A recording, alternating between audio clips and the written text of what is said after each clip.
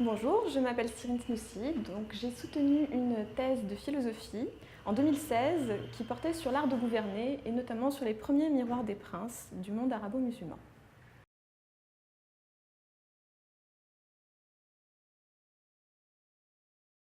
Alors, il faut comprendre que les premiers textes qui traitent du pouvoir dans le monde arabo-musulman sont justement ce qu'on a appelé des miroirs des princes.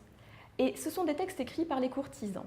Très souvent, ce sont des courtisans qui sont très proches du pouvoir. Soit ils sont déjà aux côtés d'un roi et ils sont en train, par exemple, d'enseigner à son fils, qui est le prince héritier, ou alors ils cherchent justement une place un peu plus proche du pouvoir, ils travaillent dans une province, auprès d'un gouverneur de province, ils veulent se faire bien voir du prince, donc ils écrivent un texte de conseil au prince, ce qu'on appelle un miroir des princes. Ces premiers textes, donc, on a commencé à les collecter bien plus tard qu'au 8e siècle.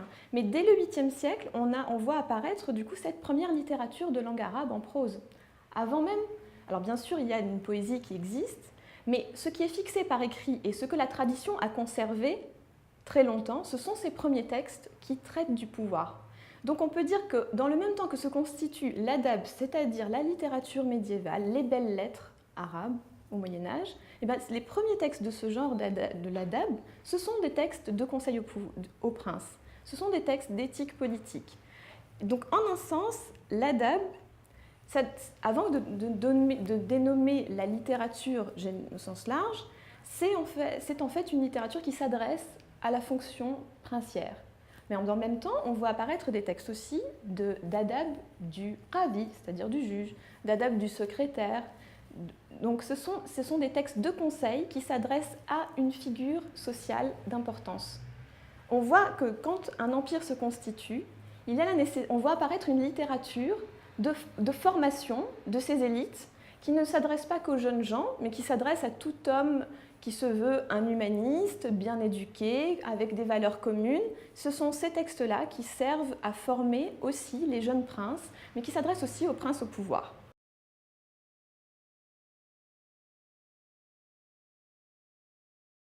Ce sont justement des textes qui évoquent l'idée de justice du prince. Mais ce n'est pas une justice religieuse, c'est une justice, c'est le pouvoir du prince d'établir la justice lors de ses audiences, par exemple royales, mais aussi de veiller à l'envoi de fonctionnaires de justice honnêtes dans les provinces, de par exemple les connaître tous, les nommer lui-même. Des conseils à ce souverain sur justement la manière de désigner ses représentants du pouvoir, en quoi il doit s'intéresser spécialement aux fonctionnaires qu'il envoie dans ces provinces, les provinces qui sont les plus proches, par exemple des frontières, qui sont les plus susceptibles de tomber dans la révolte parce qu'elles peuvent être soudoyées par l'ennemi de l'extérieur. Donc ces provinces-là, par exemple, dans les Miroirs des Princes, on trouve des conseils assez pragmatiques, mais néanmoins très réalistes, de prêter une grande attention aux fonctionnaires du pouvoir, aux représentants du pouvoir que l'on envoie dans ces régions, pour qu'ils ne suscitent pas la colère du peuple, parce que ce sont les premières régions qui pourraient se détacher de l'Empire. Donc on a dans ces textes l'alliance de conseils éthiques, mais qui sont toujours à visée politique. Donc si le prince doit être juste, c'est pour conserver le pouvoir. Et conserver le pouvoir, c'est pourquoi ce n'est pas juste pour son pouvoir personnel l'accroître, pour accroître son pouvoir personnel, c'est aussi, surtout, pour maintenir la paix. Une notion que l'on rencontre très fréquemment dans ces arts de gouverner qui justement indique qu'il y a une idée d'un art, c'est qu'il faut atteindre, il faut veiller grâce au travail politique, grâce à la réflexion du souverain, eh bien, à maintenir la paix. La paix, c'est-à-dire principalement la sécurité des sujets. C'est cette conception médiévale de la paix qu'il ne faut pas confondre avec une conception plus moderne de la paix, mais à l'époque, c'est vraiment la sécurité qui prime, ce qu'on entend souvent, bien entendu, puisque c'est quand même un pouvoir royal. Le prince, bien sûr, il a une formation religieuse, évidemment, il est instruit, il est musulman, il est pratiquant, mais les conseils qu'on lui donne pour gouverner ne sont pas tous tirés, ni exclusivement tirés du Coran ou des enseignements du prophète. Ils y figurent, bien entendu, notamment des renvois à même des conseils qu'on trouve dans le Coran, ou simplement même on emploie la même versification, le même rythme que dans le Coran pour donner des conseils qui ne parlent pas spécialement de religion, mais des conseils sur la manière de dresser ses cortèges quand il apparaît en public, quand le prince apparaît en public, des choses comme ça. Mais ce qui est intéressant, c'est que l'apprentissage du pouvoir, ce qu'est la justice, ce que sont les frontières, comment mener la guerre, comment, par exemple, parce qu'à cette époque-là, par exemple, quand le prince est en déplacement, il se déplace de ville en ville, il campe, et donc il emmène son budget avec lui, il emmène le trésor public avec lui. Donc il y a des conseils sur comment conserver le trésor public. Tous ces conseils sont des conseils plutôt pratiques, pragmatiques, et qui ne font pas appel à un exemple spécialement prophétique. Des références qui peuvent être religieuses, être aussi pas forcément issues de la culture musulmane. On a l'exemple du roi David qui apparaît dans certains textes de la tradition juive. On a aussi beaucoup d'exemples issus de la tradition persane, et notamment des rois sassanides, des derniers rois de la grande Perse antique, parce que cette tradition est aussi parvenue aux Arabes, et cette tradition contient énormément de conseils politiques. Donc les premiers écrits de conseils aux princes reprennent ces exemples de la figure d'Ardachir ou d'autres grands ministres, donc ça c'est un grand roi perse, ou d'autres ministres perses qui servent de modèle aux souverains musulmans, tout autant que le prophète peut lui servir de modèle aussi, ou que d'autres figures, que ce soit d'un canon religieux ou simplement d'une tradition connue. La grande figure qu'on ne peut pas oublier, bien entendu, d'Alexandre le Grand, par exemple, est très souvent mentionnée comme le modèle d'un prince à suivre.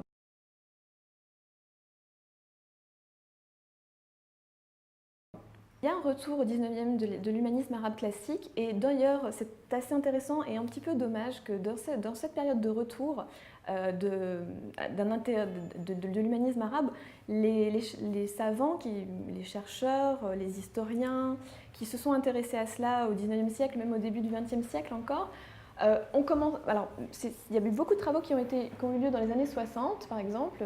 On a essayé de retrouver justement l'équivalent des miroirs des princes latins.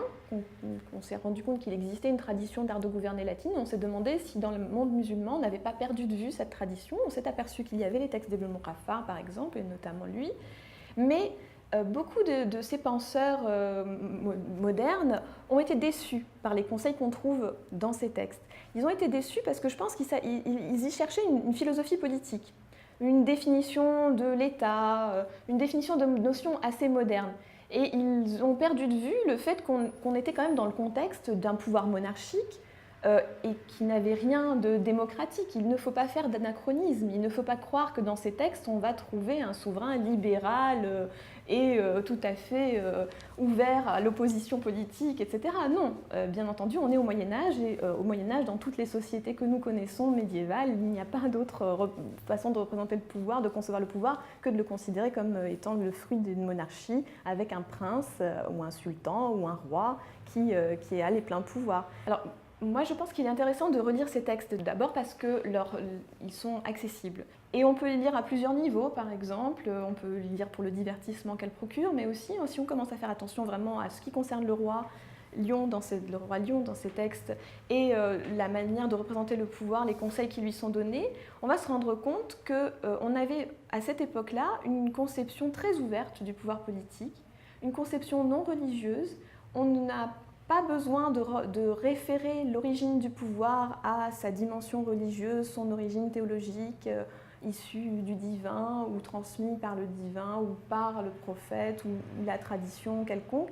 Non, on a plutôt l'idée que le pouvoir c'est quelque chose qui est difficile à conserver, une place dangereuse, où il ne fait pas bon traîner quand on est un conseiller, où il faut vraiment s'accrocher si on veut se maintenir dans les bonnes grâces du prince et surtout se ménager des attaques des autres courtisans. Donc on va se rendre compte qu'il y a une conception du pouvoir qui va nous paraître dans une certaine mesure un peu moderne, c'est-à-dire on voit un petit peu les coulisses du pouvoir et en même temps des exigences assez pratiques et assez réaliste de conservation du pouvoir, dont on s'aperçoit aujourd'hui aussi que c'est aussi le ressort du pouvoir parfois.